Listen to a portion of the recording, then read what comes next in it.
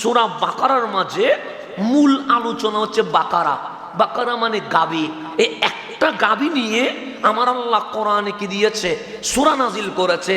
আমার মালিক এমন একটা গাবির কথা বলছে, যেই গাবির ভেতরে আল্লাহ এমন নিদর্শন রেখেছে, যেই নিদর্শনের মাধ্যমে হেদায়েত পাই নাই এমন ব্যক্তি মুহূর্তে হেদায়েত পেয়ে যাবে। এখানে আল্লাহ কিছু আদবও শিখাইছে, কিছু শিষ্টাচার শিখাইছে, কিছু নিদর্শন শিখাইছে, কিছু এমন আয়াত বর্ণনা করেছে যার মাধ্যমে মানুষের শক্ত অন্তর মুহূর্তের ভিতরে কি হয়ে যাবে, নরম হয়ে যাবে। মূসা আলাইহিস সালামের সময়ে একটা গাবিকে কেন্দ্র করে যেই ঘটনা ঘটে গেছে, আমার মালিক সূরা বাকারায় সেটা অল্প করে না, বিস্তারিত আলোচনা করে দিয়েছেন। একজন শিল্পপতি, কৌটিপতি ছিলেন, যার কোনো সন্তান ছিল না, একমাত্র উত্তরাধিকার হিসেবে ভাইপো ছিল, এই ছাড়া আর কোনো আত্মীয় স্বজন ছিল না। গভীর রাতে তাকে খুন করে ফেলেছে। হত্যা করার পর অন্য জনের ঘরের দরজার সামনে তার লাশ রেখে দিয়েছে। সকাল যখন হয়েছে, ওই বনি ইসরাইলের মধ্যে মানুষটা যেহেতু কোটিপতি, শিল্পপতি, দানবীর, সমাজসেবক, ভালো মানুষ, এটার হত্যাকাণ্ড নিয়ে বেজাল হয়ে গেছে। একজন আরেকজনকে দোষারোপ করে, ও বলে তুমি হত্যা করেছো, এই বলে তুমি হত্যা করেছো, খুনি বলে তুমি হত্যা করেছো, আরেকজন বলে তুমি হত্যা করেছো।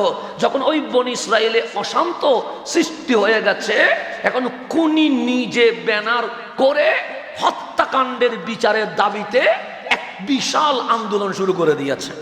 আন্দোলন করতেছে কে? খুনি। যে খুন করছে সেই কি করতেছে? খুনের বিচার চাচ্ছে। বাংলাদেশেও এরকম হয় কি হয় না? হয়।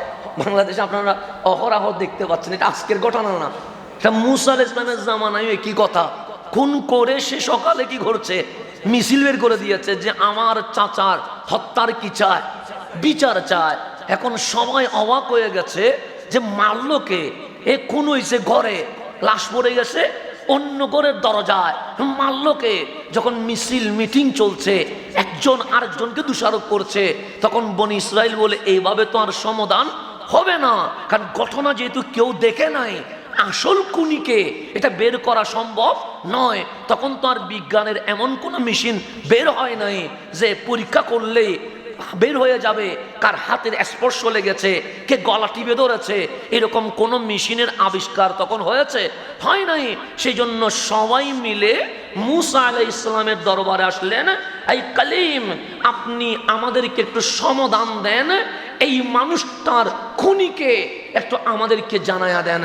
মূসা আলাইহিস সালাম বলে, এইভাবে যদি জানাইতে যায়, কারণ যে খুন করছে তারে যদি আমি খুনি বলি, তাহলে এটা জীবনে কেউ বিশ্বাস করবে না, কারণ সেই তো সকালবেলা কি করছে, খুনের বিচার চাচ্ছে। তো যে ব্যানারে প্রথম, বক্তব্যে প্রথম, লিডারশিপে প্রথম, আমি যদি বলি সে খুন করছে, তাহলে আমার অবস্থা কি হয়ে যাবে, 12টা বেজে যাবে। তখন আল্লাহর দরবারে দোয়া করলেন, মালিক, খুনি ভাইপো, কিন্তু এটা বলতে গেলে ভালোর চেয়ে আর কি হয়ে যাবে, খারাপ হয়ে যাবে, অ্যাটাক আমার উপর করবে, কি করা যায়? তখন আল্লাহ হুকুম দিলেন। কি হুকুম দিলেন? মূসা আলাইহিস সালাম ওদেরকে বলতেছেন, শোনো, তোমরা যে ঘটনা ঘটে গিয়েছো, সেই ঘটনার প্রেক্ষিতে আমি আল্লাহর দরবারে দোয়া করেছি। ওয়া ইয ক্বালা মূসা লিকওমিহি ইন্নাল্লাহা ইয়া'মুরুকুম আন তাসবাহু বাকারা। আমি মূসা আল্লাহর দরবারে দোয়া করেছি, একটা সমাধান এসেছে। আল্লাহ বলেন, ওয়া ইয ক্বালা, হাবিব স্মরণ করেন। কি স্মরণ করব?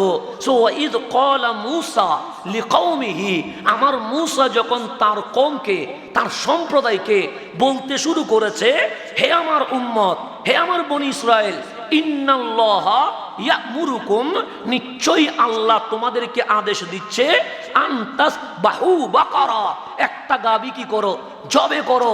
কেন?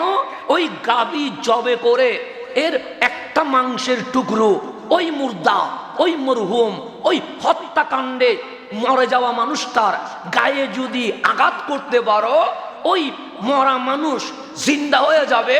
ওই মানুষ জিন্দা হয়ে তারে কে খুন করেছে সে নিজেই বলতে শুরু করে দিবে। এখানে আর কোনো প্রমাণের দরকার। তো হযরতে মূসা আলাইহিস সালাম বলছেন, আল্লাহ তোমাদেরকে হুকুম করতেছে, আনতাস বাহু বা করা, একটা গাভী কি করো, জবে করো। এটা তো সিম্পল বিষয়, যে কোনো গাভী ধরে এনে জবে করবে, জবে করে সেখান থেকে এক টুকরো মাংস নিবে, মাংস নিয়ে ওই মরা মানুষের গায়ে স্পর্শ করবে, মরা মানুষ জিন্দা হয়ে খুনির নাম কি করে দিবে, বলে দিবে। এটা কি বেশি কঠিন হয়ে গেছে না সহজ হয়ে গেছে? কিন্তু বনি ইসরাইলের রকেট একটু কি টাইপের, টেনা টাইপের, বাঁকা টাইপের, এদের সহজে বুঝে না। এদের লাইন গার্ড গুড়ায় আনি, এইভাবে খাইতে বললে সে বলে এইভাবে খাবো না, তো কিভাবে খাবো, সে এইভাবে ঘুরাই খাওয়া দিয়ে সিস্টেম শিখাইতে হবে। তারা সহজ বললে সে বুঝে না। এতটুকু বলার পরে তারা বলতেছেন কলু, বনি ইসরাইল বলতেছেন আতাত্তাখিজুনা হুজুআ, আপনি কি আমাদেরকে ঠাট্টা মস্কারি পাইছেন, যে আমাদের সাথে মস্কারি করতেছেন, ঠাট্টা করতেছেন। আতাত্তাখিজুনা, আপনি কি আমাদেরকে গ্রহণ করেছেন হুজুআ, মস্কারি হিসেবে, ঠাট্টা হিসেবে? মুসা আলাইহিস সালাম বলে, আমি বললাম আল্লাহ আদেশ দিয়েছে গরু জবে করতে, আর তোমরা বলছো আমি তোমাদের সাথে ঠাট্টা করছি, মস্কারি করছি। আরে দরকার নাই। কলা, মুসা আলাইহিস সালাম বলছেন আউযু বিল্লাহি আন আকুনা মিনাল জাহিলিন, মাওলা এই জাহেলদের অন্তর্ভুক্ত হওয়া থেকে আমি আশ্রয় প্রার্থনা করছি। যাদের রব বাঁকা তাদের মধ্যে তুমি আমারে কবুল করিও না। আউযু বিল্লাহ, আমি আশ্রয় প্রার্থনা করছি। কালিম যখন বদদুয়া করে দিয়েছে, এখন আবার বনি ইসরাইল বলছে মুসা ছাড়া আমাদের এই সমাধান আর কেউ দিতে পারবে না। বলছে মুসা রাগ করিও না। তো মুসা আলাইহিস সালাম কি করতাম? কলু, তারা সবাই বলছেন উদউ লানা রাব্বাকা, মুসা আপনি আপনার রবের দরবারে দোয়া করেন। রব্বানা বলছে না, রব্বাকা। রব এত বাঁকা, আল্লাহরে আমার রব এটা বলতে পারতেছে না। উদউ, আপনি দোয়া করেন, লানা আমাদের জন্য, রব্বাকা আপনার রবের কাছে, ইউবাই ইল্লানা মা হিয়া, গাবিটা কিরকম হবে এটা সুস্পষ্ট বর্ণনা আল্লাহ যেন আমাদেরকে দিয়ে দেয়। আল্লাহ বলছে যে কোনো গাবি কি গরিব এলো, ওই রগজে বাঁকা, ও বলছে ইউবাই ইল্লানা মা হিয়া, এই গাবিটা কিরকম হবে এটা আল্লাহ যেন আমাদেরকে ইউবাই ইন, খুলে খুলে কি করে বর্ণনা করে, বিস্তারিত যেন আলোচনা করে। আল্লাহ বলে রগ যখন বাঁকা, উত্তরও তো ওইভাবে দেওয়া দরকার। তো আল্লাহ বলতেছেন মুসা, ওরা যখন এইভাবে প্রশ্ন করছে, কলা, মুসা ইসলাম বলতেছেন ইন্নাহু ইয়াকুলু, নিশ্চয়ই আল্লাহ বলতেছেন, মানে আল্লাহ আদেশ দিচ্ছেন গরুটা কি হবে। ইন্নাহা বাকরাতুন লা ফারিদুন ওয়ালা বিকুরুন, এই গাবিটা বুড়াও হইতে পারবে না, বাচ্চাও হইতে পারবে না। এতক্ষণ আল্লাহ বলছে যে কোনো গাবি জবে করলে হবে। এখন যখন বলছে ইউবাই ইল্লানা মাহিয়া, গাবি কি রকম হবে, তো আল্লাহ বলতেছে ইন্নাহা বাকারাতুন, তা এমন গাবি হবে লা ফারিদুন, বিদ্যাও হইতে পারবে না, ওয়ালা বিকরুন, বাচ্চাও হইতে পারবে না, আওয়ানুম বাইনা জালিক, বৃদ্ধ এবং বাচ্চার মাঝামাঝি এই বয়সের একটা গাবি কি করতে হবে, জবে করতে হবে। এরপর আল্লাহ বলছেন ফাফ আলু মা তুমারুন, হে মুসা বলে দেন যতটুকু প্রশ্ন করেছে এতটুকুই থাক, আমি আল্লাহ যেভাবে আদেশ দিয়েছি তারা যেন সেটাই বাস্তবায়ন করে, আর যেন কোনো প্রশ্ন না করে। বাস একটা যুবতী টাইপের, বিদ্যাও না বুড়াও না, মধ্যবয়সী টাইপের একটা গাবি জবে করলে হবে। বসে মুসা বলছে ফাফ আলু মা তুমারুন, তোমরা তাই করো যা মালিক কি করেছে, আদেশ দিয়েছে, এর বাইরে আর প্রশ্ন করিও। কিন্তু রকেটটা কি টেরা, এটা তার উপরও হয় নাই। এর উপর বসে কলু, বনি ইসরাইল বলতেছেন উদউ লানা রাব্বাকা ইউবাইয়িন লানা মা লাউনুহা, এটা তো বুঝলাম যে বিদ্যাও হবে না আর বাচ্চাও হবে না, মাঝারি হবে, কিন্তু রং তো বলে নাই। আল্লাহ কি বলে নাই, রং তো বলে নাই, তো রং কি রকম হবে এটাও বলতে বলো।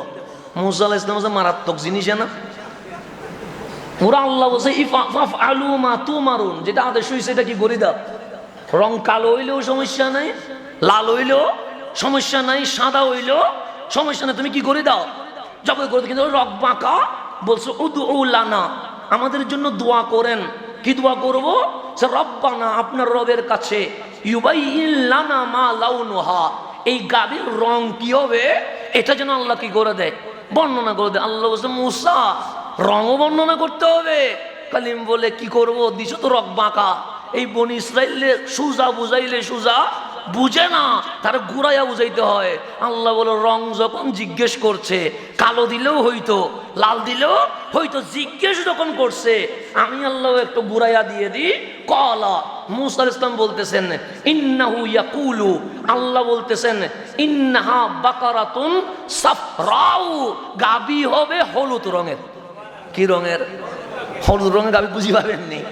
আল্লাহ বলে যেমন প্রশ্ন কইছস তেমন তোর আমি ঘুরামো।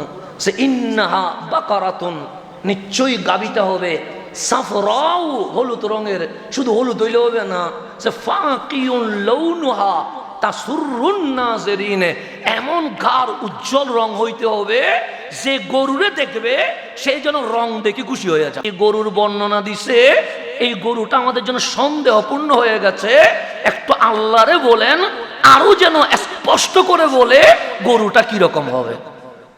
এখন আরো ফেঁসে বাজার জন্য আরো কি ঘুরলেন, প্রশ্ন করলেন হলুদ দলি যে কোনো খুঁজে বাইর করতেন। এখন বলতেছে আরো বলেন ইউবাই ইল্লানা মা ইয়া, আল্লাহ যেন গরুটা সম্পর্কে আরো বিস্তারিত বলে। কেন? সে ইন্নাল বাকারা তাশাবাহা আলাইনা, এই গরুর যে বর্ণনা আমাদেরকে দেওয়া হয়েছে আমরা কিসের মধ্যে পড়ে গেছি? সন্দেহের ভিতরে পড়ে গেছি। তার ওয়া ইন্না ইনশাআল্লাহু লামুহতাদুন, হ্যাঁ যদি আল্লাহ চায় অবশ্যই আমরা হেদায়েত পাবো। যেই গরু আল্লাহ বর্ণনা করেছে সেটা আমরা খুঁজে পেয়ে যাব। মুফাসসিরিনে কারাম বলছে যদি এখানে ইনশাআল্লাহ না বলতো কিয়ামত চলে আসতো, কিন্তু এই গরু কখনো পাওয়া যায় না। কিন্তু ইনশাআল্লাহ বলার কারণে তাদের বিষয়টা একটু কি হয়েছে, সহজ হয়েছে। কলা মুসা আলাইহিস সালাম বলতেছেন ইন্নাহা ইয়াকুলু, ইন্নাহু ইয়াকুলু, নিশ্চয়ই আল্লাহ বলতেছেন ইন্নাহা বাকারাতুন যালুলুন তুসিরুল আরদা ওয়ালা তাসকিল হারসা। হে বনি ইসরাইল শোনো, গাবিটা এমন হবে যে কখনো জমিনে চাষ দেয় নাই অথবা খেতে কখনো পানি দেয় নাই। গাভীর কাজ কি? চাষ করা, খেতে পানি দেওয়া। কিন্তু আল্লাহ বলছে ইন্নাহা বাকারাতুন যালুলুন তুসিরুল আরদ ওয়ালা তাসকিল হারসা, এটা এমন গাভী হবে যে জমিনে কখনো কি করে নাই, চাষে ব্যবহৃত হয় নাই, কখনো খেতে পানি দেয় নাই। তারপর আল্লাহ বলছে মুসাল্লামাতুন, একদম সুস্থ হবে, লা শিয়াতা ফিহা, কোনো কুত থাকতে পারবে না, 100% সুস্থ থাকতে হবে। এটা কে বলতেছে? এখন বনি ইসরাইল ঘুরাই ফেঁসায় আর পরে বলছে কলু, তারা বলতেছে আল আনা জিতা বিল হক, এতক্ষণ পরে না তুমি হক নিয়ে আসছো, এখন বুঝতে পারছি গরুটা কেমন হবে। এতক্ষণ বুঝে নাই, এখন ঘুরানোর পরে কি করছে? বলছে আল আনা জিতা বিল হক, এখন কি বলছো? হক নিয়ে আসছো, এখন আর কোনো ঝামেলা নাই। এখন যে গরুর বর্ণনা দিয়েছো তা 100% বিস্তারিত বর্ণনা হয়েছে। আমরা খুঁজতে কি হই, বের হই। ওনারা বের হইলেন, অনেক দাম দিয়ে গরু কিনলেন। আল্লাহ বলছেন ফাযাবাহু হা ওয়ামা কাদু ইয়াফআলুন, তারা গরু খুঁজে পেয়েছে, জবে করেছে, তবে তাদের মনে গরু জবে করার কোনো ইচ্ছা ছিল না। সেই জন্যই তারা 2 নাম্বারই করছিল, বারবার প্রশ্ন করে বিষয়টাকে জটিল করছিল। কিন্তু আমি আল্লাহ তো জানি এগুলা যতই পেশা, আমি আল্লাহ সত্য কি করব, উদ্ঘাটন করব। আমার মুসার মাধ্যমে আমি আল্লাহ মুজিজা প্রকাশ করে দিয়ে দিব। এখন গরু জবে করার পর আল্লাহ বলতেছেন স্মরণ করো ইজ কাতালতুম নাফসান, তোমরা একটা নফসকে কি করেছো, হত্যা করেছো। ফাদ্দারাতুম ফিহা, একজন অপরজনকে দোষারোপ করছো, আসল ঘটনা কেউ বলছো না। ওয়াল্লাহু মুখরিজুম মা কুনতুম তাকতুমুন, তোমরা ভিতরে কি গোপন করেছো এটা আমি আল্লাহ নিজেই তোমাদের ভিতরের কথা জাতির সামনে ওপেন করে দিয়ে দিয়েছে। এতটুকু পর্যন্ত ঘটনা, এতটুকু পর্যন্ত কি ঘটনা, এখানে মূল মেসেজ না, এটা জাস্ট আপনাকে বোঝানোর জন্য আমি এখানে আসছি। এতটুকু পর্যন্ত ঘটনা, ঘটনা হচ্ছে গরুটা কি হবে, সুস্থ হবে। এটা বৃদ্ধও নয় বাচ্চাও নয়, মাঝারি হবে, হলুদ রঙের হবে, উজ্জ্বল রং হবে, যেন মানুষ দেখলে তাসুররুন নাজিরিন, মানুষ যেন কি হয়ে যায়, খুশি হয়ে যায়। এরপর আল্লাহ বলছে এমন গরু যেটা কখনো ঘাটের মধ্যে পানি কি করে নাই, খেতে দেয় নাই, কখনো ক্ষেতের জমিনে ব্যবহার হয় নাই, বিহীন সুস্থ 100% ভালো গরু হবে। আল্লাহ বলেন গরু খুঁজে পাওয়া গেছে, ফাযাবাহু হা, এটা জবে করলেন। জবে করার পর কি হয়েছে? আল্লাহ বলছে ফাকুল নাদরিবুহু বিবাদিহা, গরু যখন জবে হয়েছে আমি আল্লাহ বললাম ওই গরু থেকে একটা টুকরা নিয়া যাকে হত্যা করা হয়েছে তার শরীরে আঘাত করো। কে বলতেছে? ফাকুল না, আমি আল্লাহ বললাম। আল্লাহ বলতেছে গরুর মাংস একটা নিয়া তারে কি করো? আঘাত করো। তো আঘাত করার পর কি হয়েছে? কাযালিকা ইউহিল্লাহুল মাউতা, মরা মানুষ তাদের চোখের সামনে জিন্দা হয়ে গেছে। মরা মানুষ কি হয়ে গেছে? কে বলতেছে? তো মরা মানুষ জিন্দা হওয়ার পর কি হয়েছে? কে খুন করছে সেটা সে দাঁড়ায়া বলতেছে এখানে আমাকে কেউ খুন করে নাই, আমার ভাইফু আমারে কি করছে? খুন করছে। এখন জিন্দা হইয়া খুনির নাম বলে আবার কি হয়ে গেছে? মরে গেছে। আল্লাহ বলছে ওয়া ইউরিকুম আয়াতিহি, তোমরা আমার নিদর্শন নিজের চোখে দেখেছো। তোমরা নিজের চোখে, আমরা দেখি নাই, আমরা কোরআন থেকে বর্ণনা করতেছি। এটা হচ্ছে না দেখে বর্ণনা করা, আর একটা চোখে দেখা। যেমন ভূমিকম্প কিভাবে হয়েছে আমরা দেখেছি, কিন্তু 40 বছর পরে যখন বলবো এই দিনের ঘটনায় যে আমাদের ঢাকার শাহজাহানপুরে 17 সেকেন্ড থেকে বেশি কি হয়েছে? ভূমিকম্প হয়েছে, আমার বাচ্চা অবাক হয়ে জিজ্ঞেস করবে বাবা সত্যি? সে শুনেছে কিন্তু আমি দেখেছি। দেখাকে সন্দেহ করা যায় না, শোনা কথা সন্দেহ করা যায়। কথা ঠিক না? দেখা কি কখনো সন্দেহ করতে পারবেন? তা আল্লাহ বলতেছেন ওয়া ইউরিকুম আয়াতিহি, তোমরা নিজেই আমার নিদর্শন কি করেছো? দেখেছো মরা মানুষ কি হয়ে গেছে? জিন্দা হয়ে গেছে। জিন্দা হইয়া খুন কে করছে সেটাও কি করে দিয়েছে? লাআল্লাকুম তাকিলুন, যেন তোমরা বুঝতে পারো, চিন্তা করতে পারো যেই মানুষটা মরে গেছে একটা গাভীর মাংস দিয়ে আঘাত করলে মরা মানুষ যদি জিন্দা হয়ে যায়, তুমি মরার পরে আমি আল্লাহ হুকুম করলে হাসরের ময়দানে আবার তোমাকে তুলবো, বিচারের কাঠ গড়ায় দাঁড় করাবো। আলাইসাল্লাহু বিআহকামিল হাকিমিন, সেদিন আমি বিচারক, তুমি আসামি থাকবা। আসামি হওয়ার আগে তুমি মালিকের দরবারে ফিরে চলে আসো। এটা ঘোষণা কার? আচ্ছা, এই জিনিসটা দেখার পরে মানুষ কি বেঈমান হবে না ইমানদার হবে? মরা মানুষ জিন্দা হয়ে গেছে। মুসা আলাইহিস সালাম বলেন গরু জবে করো, তারা জবে করলেন। একটা মাংস তাকে আঘাত করলো, মানুষটা মরা থেকে কি হয়ে গেছে?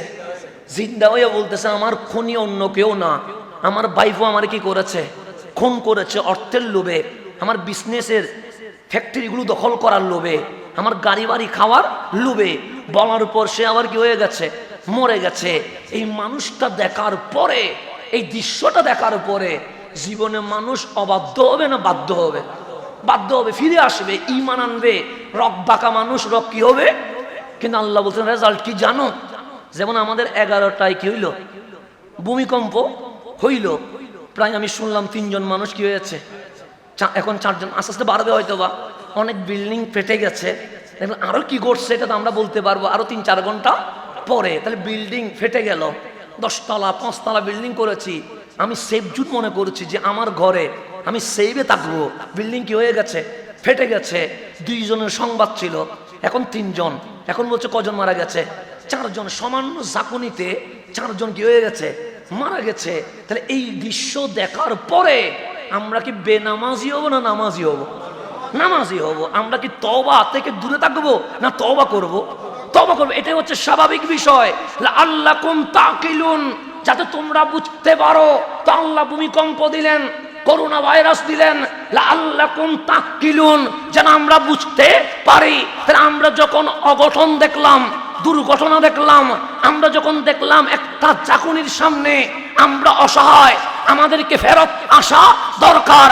আল্লাহ বলে মুসা আলাইহিস সালামের উম্মত বনি ইসরাইল এই দৃশ্য দেখার পর বেঈমান থাকার কথা না, সাথে সাথে কালিমা পড়ে ঈমান নিয়ে আসার কথা। কথা ঠিক না? কিন্তু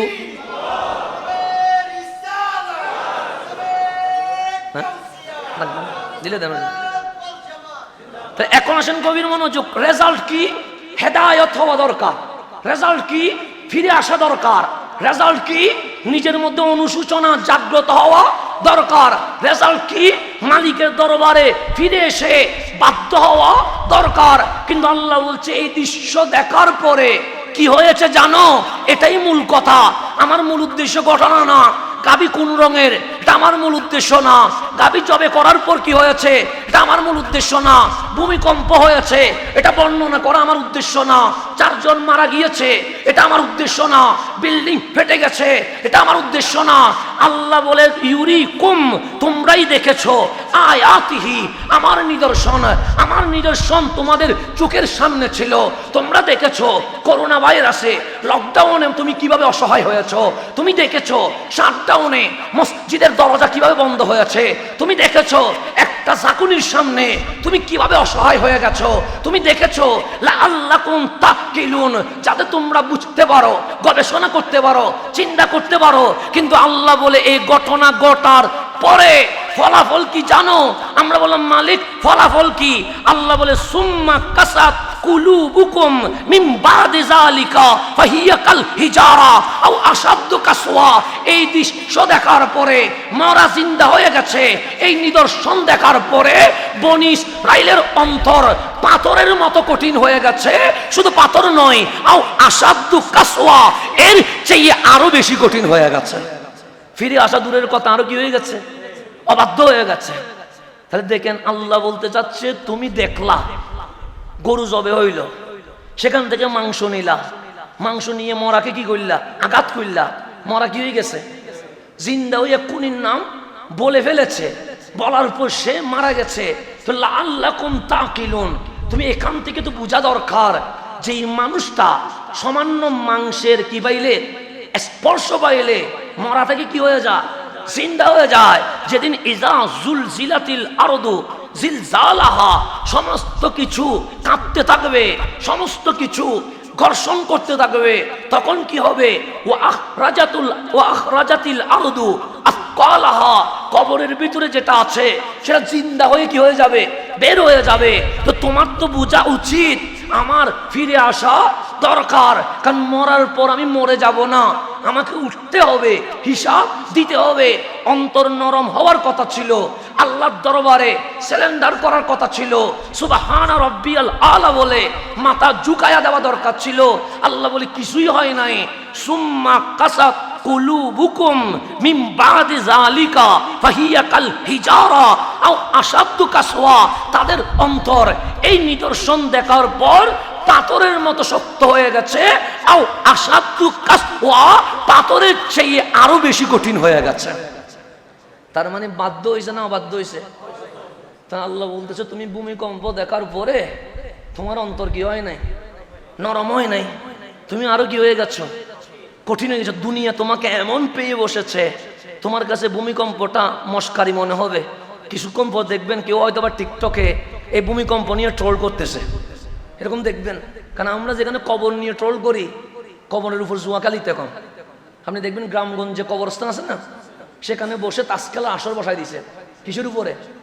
কবরস্থানের উপরে সাটাইতে বসে সেখানে কি চলতেছে? আপনারা যারা গ্রামের মানুষ তারা অলরেডি নিজের সুখে এই দৃশ্যগুলো দেখে আসতেছেন, যে কবরের উপর বসে মানুষ জুয়া খেলতেছে, কবরের উপর মানুষ তাস খেলা খেলতেছে, কবরের উপর মানুষ কাঠ খেলা খেলতেছে।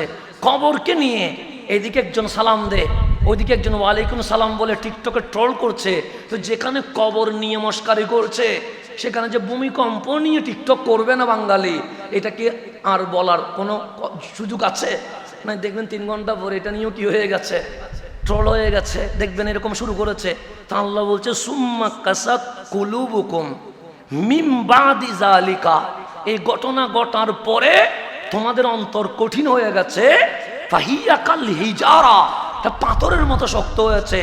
আও আশাদ্দু কাসওয়া, আরে পাথরের চেয়ে আরো বেশি কি হয়ে গেছে? শক্ত হয়ে গেছে। যেখানে তোমার ফিরে আসার দরকার ছিল, তুমি আরো বেশি কি হয়েছ? অবাধ্য হয়েছ। সেজন্য এই ভূমিকম্প দেখার পরে সন্ত্রাস কি সন্ত্রাসী ছেড়ে দিয়েছে, চাঁদাবাজি কি চাঁদাবাজি ছেড়ে দিয়েছে, খুনি কি খুন করা ছেড়ে দিয়েছে, পাপী কি পাপ করা ছেড়ে দিয়েছে, নামাজ না পড়া ব্যক্তি কি নামাজ পড়া শুরু করেছে? না। আল্লাহ বলে তোমার চোখের সামনে আমি নিদর্শনও দেখাইলাম, আবার তোমার অন্তর কি হয়েছে সেটাও বর্ণনা করলাম। পাথরের মতো শক্ত হয়েছে। আসাদু কাসওয়া, আরে পাথর যতটুকু শক্ত হয় না তার চেয়ে তোমার অন্তর আরো বেশি শক্ত হয়ে গেছে। তো যেখানে হেদায়েত হওয়ার কথা সেখানে কি হয়ে গেছে? শক্ত হয়ে গেছে। এখন আল্লাহ বলতেছে, বান্দারে তোর হৃদয়টা পাথরের চেয়ে আরো কেমনে শক্ত হইল? তো মালিক বলতেছে, ইন্না মিনাল হিজারা। হিজারা মানে কি? পাথর। পাথর বলছে, যেই পাথরকে আমি বলছি তোমাদের হৃদয় পাথরের মতো শক্ত হয়েছে, আরে ওই পাথরও মাঝে মাঝে তোমাদের চেয়ে অনেক ভালো। কে বলতেছে? আল্লাহ বলতেছে পাথর। পাথরের কোনো কোয়ালিটি আছে? তাই তো। কিন্তু আল্লাহ বলতেছেন, হে বান্দা, তোমার হৃদয় ভূমিকম্প দেখার পরে, সুনামি দেখার পরে, তুফান দেখার পরে, আমি আল্লাহর গজব দেখার পরে, আমি আল্লাহর নিদর্শন দেখার পরে পাথরের মতো শক্ত হয়েছে কারো কারো অন্তর। আসাদু কাসওয়া, পাথর যেরকম শক্ত হয় এর চেয়েও আরো বেশি কঠিন শক্ত হয়েছে। তা আল্লাহ বলতেছেন, পাথরের দিকে তাকাইছস কখনো? আপনার কখনো পাথর দিকে তাকাইছেন? তাকান নাই তো। এমনি হয়তো বা জাফলংয়ে গেছেন, পাথরের উপর পা দিয়ে চলে গেছেন, কিন্তু পাথরের বৈশিষ্ট্য কি কখনো দেখেন নাই। হয়তো বা পাহাড়ে উঠেছেন, বাংলাদেশের পাহাড় মাটির, কিন্তু যারা আরব দেশে গেছেন তারা দেখবেন বিশাল বিশাল পাথরের উপর পাহাড় দাঁড়িয়ে আছে। ওই পাহাড়ে উঠেছেন, পাথরের উপর পা রেখেছেন, কিন্তু পাথরের বৈশিষ্ট্য কি জীবনে কখনো ভেবেন নেই। আল্লাহ কোরআনে পাথর নিয়ে কথা বলতেছেন, ওয়া ইন্না মিনাল হিজারা, এমনও কিছু পাথর আছে, ইন্নামা ইয়াতাফাজ্জারু মিনহুল আনহার, পাথর দেখতে শক্ত হবে, কিন্তু এমনও কিছু পাথর আছে ওই পাথর নিচ থেকে ফেটে তার থেকে নদীর পানি, ঝর্ণার পানি বের হওয়া শুরু হয়ে গেছে। এমনও পাথর আছে না যে পাথর থেকে ঝর্ণা বের হয়? বাংলাদেশে তো আছে। পাহাড়ের উপর থেকে কি হয়? ঝর্ণা আসে। দেখো থেকে বের হয়, পাথর থেকে বের হয়। তা আল্লাহ বলতেছেন, ওয়া ইন্না মিনাল হিজারা, নিশ্চয়ই কতক পাথর রয়েছে, ইন্নামা ইয়াতাফাজ্জারু মিনহুল আনহার, যা নিচ থেকে ফেটে কি বের হয়? নহর বের হয়, ঝর্ণা বের হয়, নদী বের হয়। তার ওয়া ইন্না মিনহা, এমনও কিছু পাথর আছে, লামা ইয়াশাক্কাকু, যখন ওই পাথরকে আঘাত করে ভাঙ্গা হয়, ফায়াখরুজু মিনহুল মা, সেই পাথর থেকে অটোমেটিক পানি বের হয়ে যায়। কিছু পাথর আছে নিচ থেকে ফেটে কি বের হয়? ঝর্ণা বের হয়ে যায়। আর কিছু এমনও পাথর আছে নিচ থেকে ফেটে ঝর্ণা বের হয় না, আঘাত করলে তা ভেঙে কি বের হয়ে যায়? পানি বের হয়ে যায়। আর কিছু পাথর আছে ভিতরে কি নাই? পানি নাই, নিচ থেকে ঝর্ণাও বের হয় না, ভাঙলে পানিও। কিন্তু এমনও পাথর আছে, ওয়া ইন্না মিনহা লামা ইয়াহবিতু মিন খাশিয়াতিল্লাহ, কিছু পাথর আল্লাহর ভয়ে নত হয়ে দশে পড়ে গেছে। আল্লাহর ভয়ে নত হয়ে কি হয়ে গেছে? আজকে ভূমিকম্প হয়েছে না, দেখেন পাহাড় থেকে কিছু পাথর দশে কি হয়ে গেছে? নিচে পড়ে গেছে। কার ভয়ে? মাওলার ভয়ে। আল্লাহ বলতেছেন, ও বান্দা, আমি তো তোকে বললাম পাথরের মতো শক্ত হয়েছিস, কিন্তু পাথরের তো কিছু কোয়ালিটি আছে। কিছু পাথর শক্ত হওয়ার পরেও তার থেকে ফেটে কি বের হয়? ঝর্ণার পানি বের হয়। কিছু পাথর আছে যাকে আঘাত করলে তা থেকে পানি বের হয়। কিছু পাথর আছে পানি নাই, কিন্তু আল্লাহর ভয়ে মাথা কি হয়ে ফেলে? দশে নত হয়ে দশে পড়ে যায়। তুমি তো পাথরের মতো হইতে পারো নাই। পাথর তো মাঝে মাঝে আমার ভয়ে চোখের পানি ছেড়ে দেয়। পাথর তো মাঝে মাঝে আমার ভয়ে যখন দেখে কোনো বিপদ আসছে, কোনো ভূমিকম্প আসছে, কোনো তুফান আসছে, তার উপর যখন আঘাত আসে সে ভয়ে চোখের পানি বের করে দেয়। আর কিছু পাথর আছে হৃদয়টা কঠিন, ভিতরে কোনো পানি নাই, কিন্তু আল্লাহর ভয়ে নত হয়ে দশে পড়ে যায়। কিন্তু তোমার কাছে ওই হৃদয়টা নাই কেন? আপনি যদি এই তিনটা পাথরের কথা মনে করেন, আপনি মনে করবেন আল্লাহ পাথরের কথা বলছে। আমি বলি না, পাথরের কথা বলে নাই, আল্লাহ মানুষের কথা বলেছে। কেন? মানুষের হৃদয়কে আল্লাহ পাথর বানাইছে। ওই হৃদয়ের ভিতর পানি থাকে, ওই পানির নাম ঈমান।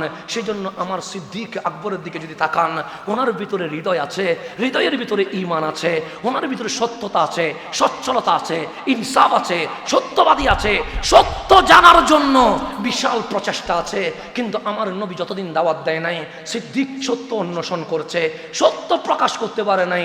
কামলিওয়ালা দাওয়াত দিতে দেরি, সিদ্দিক ডানেও তাকায় নাই, বামেও তাকায় নাই, উপরেও তাকায় নাই, পিছনেও তাকায় নাই। কামলিওয়ালা দাওয়াত দিয়েছে, পাথর যেন ঈমানের নদীর পানি ছেড়ে দিয়েছে, ইশকের পানি বহন করে দিয়েছে। সিদ্দিক আকবরকে শুধু বলেছেন, আবু বকর আমি তো নবী। আবু বকর বলে, লা শাক্কা ওয়ালা রাইবা, তিনি তো লা ইলাহা ইল্লাল্লাহ, লা শাক্কা ওয়ালা রাইবা, ইন্নাহু লাকুরআনুন কারীম, লা শাক্কা ওয়ালা রাইবা। কি আবু বকর, দলিল লাগবে না? দলিল কিসের লাগবে? আমি তো সেই পাথর, যেই পাথরের নূরানী নবীর নূর একটু করে স্পর্শ করতে দেরি, আঘাত করতে হয় নাই, আমার প্রেমের সমুদ্রের পানি মুস্তাফার কদমে প্রবহমান হয়ে গেছে। এমন কিছু হৃদয় আছে যেটাকে আকর্ষণ করতে হয় না, ধাক্কা দিতে হয় না, আঘাত করতে হয় না, অটোমেটিক যদি নবীকে দেখে, রসুলকে দেখে, শাহ জালালকে দেখে, শাহ পরানকে দেখে, নাসিরুদ্দিন সিপা সালাকে দেখে, 360 বারে আউলিয়াকে দেখে, বাহাউদ্দিন নকশবন্দিকে দেখে, মুজাদ্দিদ আল ফেসানিকে দেখে, খাজা মাইনুদ্দিনকে দেখে, আব্দুল কাদের জিলানিকে দেখে, শাইন শাইসিল কোটকে দেখে, তাদের চোখ দিয়ে অটোমেটিক জন্নার পানি বের হওয়া শুরু হয়ে যায়। এমনও কিছু পাথর আছে না? নাই, এটার নাম ধরতে পারেন মেসাল না, সাহাবীর কোনো মেসাল হয় না, তারপর আমি বোঝানোর জন্য বলছি, এটা ধরতে পারেন সিদ্দিকে। আবার আমার আল্লাহ বলতেছেন, ওয়া মিনহা, কিছু পাথরের মধ্যে এমনও পাথর আছে, লামা ইয়াশাক্কাকু, তাকে আঘাত করলে, তাকে কি করলে? আঘাত করলে, ফা ইয়াখরুজু মিনহুল মা, তার থেকে পানি চলে আসে, পানি বের হয়ে যায়। ভিতরে হৃদয় আছে, হৃদয়ের ভেতরে ঈমান নামক পানি আছে, কিন্তু আঘাত না করলে এটা কি হয় না? বের হয় না। অনেক বেনামাজি অ্যাক্সিডেন্ট দেখলে নামাজি হয়ে যায়, অনেক বেনামাজি করুণ কোনো দৃশ্য দেখলে হেদায়েত পেয়ে যায়, আঘাত পাইলে অনেক মানুষ সন্তান নিজের সামনে যখন চলে যায় দাড়ি টুপি দেখে নামাজি হয়ে যায়। এরকম আঘাত পাইলে অনেক পাথর থেকে পানি বের হয়, কি হয় না? হয়। যেমন আপনি যদি দেখেন ফারুকে আজম, উনি এমন জাত যার হৃদয়ের মধ্যে পানি ছিল, ঈমান ছিল। সেজন্য আমার রসুল বলছে, আমি যদি নবুয়তের দরজায় তালা না দিতাম, আমার ওমর নবী হয়ে যাইত। তাহলে নবুয়তের কোয়ালিটি ফারুকে আজমের কাছে আসে না? নাই। কিন্তু উনি কি 1 সেকেন্ডে ঈমান নিয়ে এসেছে? না, 6 বছর পরে ঈমান এনেছে। কেন? ফারুকে আজম কি নবী চিনত না? অবশ্যই নবী চিনত। ওনার হৃদয়ে কি ঈমানের পানি ছিল না? অবশ্যই পানি ছিল। উনি কি 6টা বছর আমার নবীর বিরোধিতা করেছে? না, বিরোধিতা করে নাই। উনি 5.5 বছর আমার নবীর দাওয়াতই শুনে নাই। আমার রসুল যে ইসলামের কালিমা দিয়েছে এদিকে ওনার কোনো মনোযোগই ছিল না, উনি অন্যদিকে ব্যস্ত ছিল। রসুল নবুয়ত অ্যালাউন্স করার 6 বছর পরে উনি ঈমান আনছে। 5.5 বছর ওনার খবরই ছিল না। হঠাৎ যখন বলেছে আবু জেহেল, আবু লাহাব, কে আছো? এই নবীর গদ্দান 2 ভাগ করে ফেলতে পারবা, আমরা তাকে সর্বোচ্চ পুরস্কার দিব, 100 উট দিব, 1 লাখ দিরহাম দিব। তখন পুরস্কারের আশায় ওমর বলছে, এই সুযোগটা আমার নেওয়া দরকার। তিনি আগে ইসলাম নিয়ে ভাবেনও নাই, নবী যে দাওয়াত দিচ্ছে এটা উনি শোনেনও নাই। কিন্তু যখন বলেছে ওনার গদ্দান কাটতে পারলে পুরস্কার দিব, তখন ওনার মনের মধ্যে আসছে পুরস্কার পাওয়া তো দরকার আছে, দেখি না একবার চ্যালেঞ্জ নিয়ে দেখি না। তখন আমার নবীর পিছনে আসছেন। উনি শুধু একটা ঘটনা দিয়ে ঈমান আনেন নাই, এর আগেও অনেক ঘটনা ঘটে গেছে। আপনি বলবেন হুজুর কি ঘটনা ঘটেছে? আমার নবীর কাছে আসার আগে এক রাত্রিতে কামলিওয়ালা নবী খানায়ে কাবায় নামাজ পড়তেছে। কে? রসুলে আকরাম। কোথায়? গভীর রাত, সবাই যখন ঘুমিয়ে গেছে, আমার নবী কাবার সামনে এসে নামাজ পড়তেছেন। হযরতে ফারুকে আজম হেঁটে যাচ্ছে, দেখতেছেন মুসলমানের নবী কি করতেছে? নামাজ পড়তেছে। উনি ডানে বামে দেখলেন কেউ নাই। ফারুকে আজম মনে মনে বললেন, এই তো সুযোগ পাইছি, একলাই তো আছে, এই সময় মাথাটা নিয়ে ফেলা সুযোগ এসে গেছে, দেখি না সুযোগটা নিয়ে। উনি খানায়ে কাবার অপোসাইটে লুকিয়ে রসুলের দিকে তাকাচ্ছে, কখন গেলে কিভাবে হামলা করলে ওনার গদ্দাম 2 ভাগ হবে। ফারুকে আজম যখন খানায়ে কাবার উপাস থেকে নবীজির দিকে তাকায় আছে, রসুল যখন কেরাত পড়ছে, কোরআনের সুর সৈয়দুনা ফারুকে আজমের ভেতরে নবীজির গদ্দান নিতে আসার কথা বুলিয়ে দিয়েছে। কোরআন তেলাওয়াত ফারুকে আজমকে পাগল করে ফেলেছে। উনি ভুলে গেছে উনি কি জন্য এখানে আসছে, ওনার কাছে সেটা মনে নাই। কেন? কোরআন ওনাকে আঘাত করতেছে, রহমতুল্লিল আলামিনের জবান ওনাকে কি করতেছে? আঘাত করতেছে। উনি ভুলে গেছে উনি কি জন্য আসছে। উনি কোরআন শুনে এত মুগ্ধ হয়েছে, উনি বললেন এত দারুণ কবিতা এই জমিনে আর হইতে পারে না। কিসের কবিতা? মানুষ কবিতা লেখে, আরে এই নবী যে কবিতা শুরু করেছে এরকম কবিতা তো আমাকে পাগল করে ফেলেছে। ফারুক আজম মনে করছে রসুল কি গাচ্ছে, কবিতা গাচ্ছে, এটা মনে মনে বলতেছে। তখন আমার নবী ফারুক আজম মনে মনে বলছে, মুখে বলে নাই। তখন আমার নবী তেলাওয়াত করতেছেন, ইন্নাহু লাকাউলু রাসূলিন কারীম, এটা কোন কবির কাব্য নয়, এটা আমি রসুলের কালাম। ওয়ামা হুয়া বিকৌলি শায়রিন, এটা কোন কাব্য, কবিতার কাব্য নয়, এটা কবির কোন রচনা নয়, এটা শায়েরের কথা নয়, এটা আমি রসুলের কথা, জবান আমার, এটা মাওলার কালাম বের হচ্ছে। কালিলাম মা তুমিনুন, অল্প মানুষে কি আনে, ঈমান আনে। ফারুক আজম বলে মনে মনে বললাম দারুণ কবিতা, এটা তো দেখি উত্তর দিয়ে দিছে, এটা কবিদের কাব্য নয়, এটা রসুলের কালাম, জবান রসুলের কথা। কার এটা কেমনে জানলো? তো উনি মনে মনে বলতেছেন হয়তো উনি জ্যোতিষী হতে পারে, হয়তো উনি কি হইতে পারে, সাক্ষাৎ গণক হইতে পারে, না হলে হৃদয়ের কথা কেমনে বলতে পারে। এটাও মনে মনে ফারুক আজম বলতেছেন, না উনি কবি নয় কথা ঠিক, উনি শায়ের নয় কথা ঠিক, কিন্তু উনি জ্যোতিষী, উনি সাক্ষাৎ গণক। এটা বলতে দেরি আমার রসুল বলতেছেন কেরাতের মধ্যে, ওয়ালা বিকৌলি কাহিনিন, এটা কোনো গণক জ্যোতিষীর কথা নয়, কলিলাম্মা তাযাক্কারুন, অল্প মানুষ এটা নিয়ে গবেষণা করে। ফারুক আজম বলে কিরে, মনের ভিতর যেটা আসে এটার উত্তর দিয়ে কি ওনার জবান দিয়ে বের হয়ে যায়। একবার বললাম কবি, উনি বলে এটা কবি নয়, এটা কার কালাম, রসুলের কালাম, এটা আমার মুখ দিয়ে বের হচ্ছে মাওলার কালাম। আবার বললাম জ্যোতিষী, উনি বলতেছেন লা বিকৌলি কাহেন, এটা তো জ্যোতিষীর কালাম নয়, অল্প মানুষ এটা নিয়ে কি করে গবেষণা করে, ওনার কথা, ওনার ভিতরে ভয় চলে এসেছে, কিরে এই মানুষটা এগুলো বলতে পারে কেন। আমি ভিতরে বললাম কবি, উনি উত্তর দিয়ে দিয়েছে। আমি ভিতরে বললাম জ্যোতিষী, উনি উত্তর দিয়ে দিয়েছে। কেমনে দে? আমার নবী তেলাওয়াত করেছেন তানজিলুম মির রাব্বিল আলামিন। ওমর শোনো, আমি দুনিয়ার কোন শিক্ষক থেকে পড়ে আসি নাই, রব্বুল আলামিন আমার উপর ওহী নাজিল করে, সেই ওহী আমি জবান দিয়ে বের করে দিয়ে দেয়।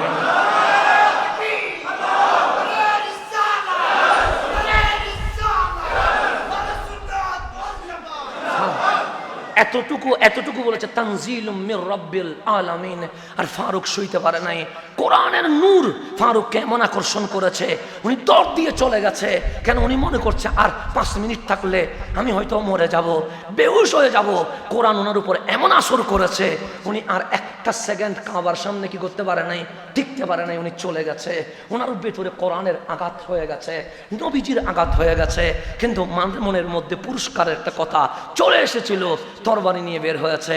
কে যেন বলেছে, ওমর যাচ্ছ কোথায়? সে মুসলমানের নবীকে 2 ভাগ করে ফেলবো। তখন বললেন, ওমর মুসলমানের নবী গর্দান নেওয়ার আগে নিজের গড়টা তো সামলাবা। আমার ঘরে কি হয়েছে? সে কার গর্দান নিতে যাচ্ছ? তোমার বোন নিজে কামলিওয়ালার গোলামে পরিণত হয়ে গেছে, ঘর সামলা।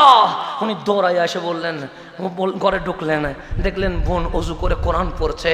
ফারুক আজম বললেন, কিরে যাচ্ছি কার কাছে? ঘরের মধ্যে তো নূর ঢুকে গেছে। দিলেন আঘাত বোনকে, বোনের মাথা ফেটে গেছে, রক্ত বের হয়ে গেছে, কিন্তু বোনের ঈমান এত মজবুত। ওমর, আরে মাথা থেকে রক্ত বের হয়েছে, গর্দান চলে যাবে, ঈমান যাবে না। ওমরের সামনে যখন রক্ত চলে এসেছে, ওমর থেমে গেছে।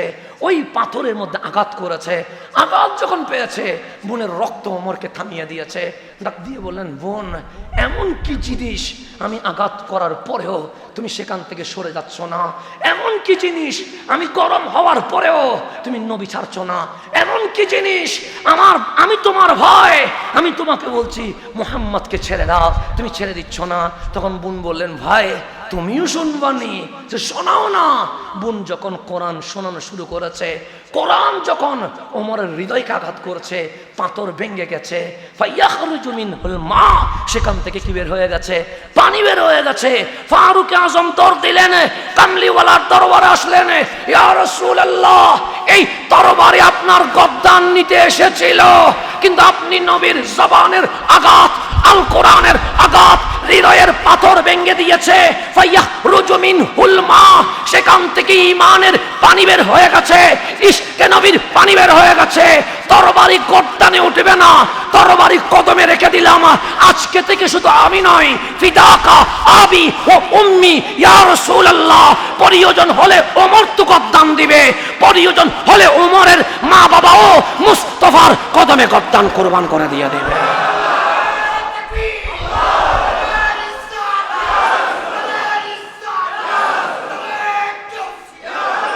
ফায়াখরুজু মিনহুল মা, পাথর আছে যেটা নিজে ফেটে কি হয়ে যায়, ঝর্ণা হয়ে যায়। এমনও পাথর আছে যেটাকে আঘাত করলে ঈমানের পানি কি হয়ে যায়, অটোমেটিক বের হয়ে যায়। পানি ছিল, ঈমান ছিল, কেউ আঘাত করে নাই বলে পানিটা কি হয় নাই, বের হয় নাই। কিন্তু আজকে যখন নূরানী নবীর চোখ আঘাত করেছে, নূরানী নবীর জবান আঘাত করেছে, কোরআন যখন আঘাত করেছে, ঈমান ছিল ভিতরে কিন্তু আঘাত পাই নাই বলে বের হয় নাই। যখন বোনের ঈমানি তৃপ্ত রক্তবেদ যখন আঘাত করেছে, ফায়াখরুজু মিনহুল মা, সেখান থেকে কি বের হয়ে গেছে, পানি বের হয়ে গেছে। আল্লাহ বলে এমনও কিছু পাথর আছে ভিতরে পানি নাই, এমনেও বের হয় না, আঘাত করলেও বের হয় না। কিন্তু ইন্না মিনহা লামা ইয়াহবিতু মিন খাশিয়াতিল্লাহ, কিন্তু আল্লাহর ভয়ে নত হয়ে দশে পড়ে যায়। যেমন আমরা আযাব দেখলে ভয়ে মসজিদে আসি, আযাব চলে গেলে আবার মসজিদ থেকে চলে যায়। শাটডাউন হলে মসজিদের দরজা বন্ধ হইলে দরজা ধরে কাঁদি, মালিক সুযোগ দাও না। আবার চলে গেলে, শাটডাউন চলে গেলে আমার আর মসজিদ আসার কি হয় না, সুযোগ হয় না। আল্লাহ বলে পাথর শক্ত, কিন্তু এই পাথরও মাঝে মাঝে ফেটে ঝর্ণা হয়ে যায়। মাঝে মাঝে পাথরকে আঘাত করলে পানি বের হয়ে যায়। কিছু পাথর হৃদয় এত কঠিন, পানি বের হয় না, কিন্তু আল্লাহর ভয়ে কি হয়ে যায়, নত হয়ে যায়। কিন্তু তুই এমন কঠিন হয়ে গেছিস, পানি তো বের হয় না, আঘাত করলেও পানি বের হয় না। ভূমিকম্পের মতো আযাব দেখার পরেও পাথরের মতো নত হয়ে দশে পড়া উচিত ছিল, সেটাও তোর হয় না। আসাদু কাসওয়া, তুই এমন কঠিন হয়ে গেছিস, তোর ভেতরে মাওলার গজব, আযাব, কাহারিয়ত, জালালিয়ত একটু আকর্ষণ করে না। আল্লাহ বলছে ওয়ামাল্লাহু বিগাফিলিন আম্মা তাকমালুন, শুনে রাখ, তোমরা যাই করো সেই বিষয়ে আমি অজানা নয়। এই যে ভূমিকম্প, এটা সিগন্যাল। আল্লাহ বলছে পাথরের মতো কঠিন হইলেও তিন প্রকার পাথর আছে। কোন পাথর ফেটে ঝর্ণা বের হয়ে যায়, কোন পাথর আঘাত করলে পানি বের হয়ে যায়, কোন পাথর আল্লাহর ভয়ে নত স্বীকার করে ফেলে। বান্দারে, তুই যদি পাথরের মতো কঠিন হয়ে যাস, তাহলে হয়তো এমন ভাবে ফেটে যা যেন ওই চোখ দিয়ে মাওলার ইশকের পানি বের হয়ে যায়। যদি এটাও না হয়, ভূমিকম্পের আঘাতে, সুনামির আঘাতে, করোনা ভাইরাসের আঘাতে তোর হৃদয়ে এমন ভাবে আঘাত কর যেন পাথর ভেঙে আমার আল্লাহর প্রেমের, নবীর প্রেমের পানি বের হয়ে যায়। যদি চোখ শুকিয়ে যায়, মোনাজাত করলেও চোখ দিয়ে যদি পানি বের না হয়, আল্লাহর ভয়ে মাথাটাকে কি করে দে, নত করে দে। এই তিন প্রকারের বাইরে যাস না। কেন? এই তিন প্রকারের বাইরে গেলে বান্দার বান্দা থাকে না। উলাইকা কাল আনআম, চতুষ্পদ জন্তু হয়ে যায়। যে চতুষ্পদ জন্তু হয়, তার প্রতি মাওলার কোনো ইহসান থাকতে পারে। তাহলে আজকে আমাদের ফিরে আসার দরকার আছে না নাই?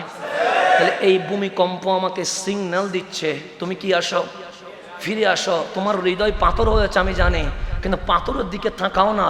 কোনো পাথর ফেটে ঝর্ণা বের হয়ে গেছে, কোনো পাথরকে আঘাত করলে পানি বের হয়ে গেছে, কোনো পাথর পানি দিতে না পারলেও আল্লাহর ভয়ে মাথা কি করে ফেলেছে, নতে দশ হয়ে গেছে। আর তুমি পাথরের মতো শক্ত হয়েও মালিকের দরবারে ফিরে আসতে পারো নাই। কখন ফিরে আসবা? আমার মালিক বলে ফিরে আসো। সূরা বাকারার মূল কথা হচ্ছে এটাই, আমার নিদর্শন দেখার পরে তোমরা পাথরের মতো শক্ত হয়েছ, আরো বেশি শক্ত হয়েছ। কিন্তু পাথর তো আমি মাওলার প্রেমে কখনো নিচ থেকে ঝর্ণা বের করে, কখনো আঘাত করলে সুখে পানি বের হয়ে যায়। পানি না থাকলেও ভয়ে আল্লাহর সামনে মাথা নত করে ফেলে। কিন্তু তোমার কাছে এটা আমি পাচ্ছি না কেন বান্দা? তুমি যাই করো, আমি অজানা নয়, আমি সব জানি।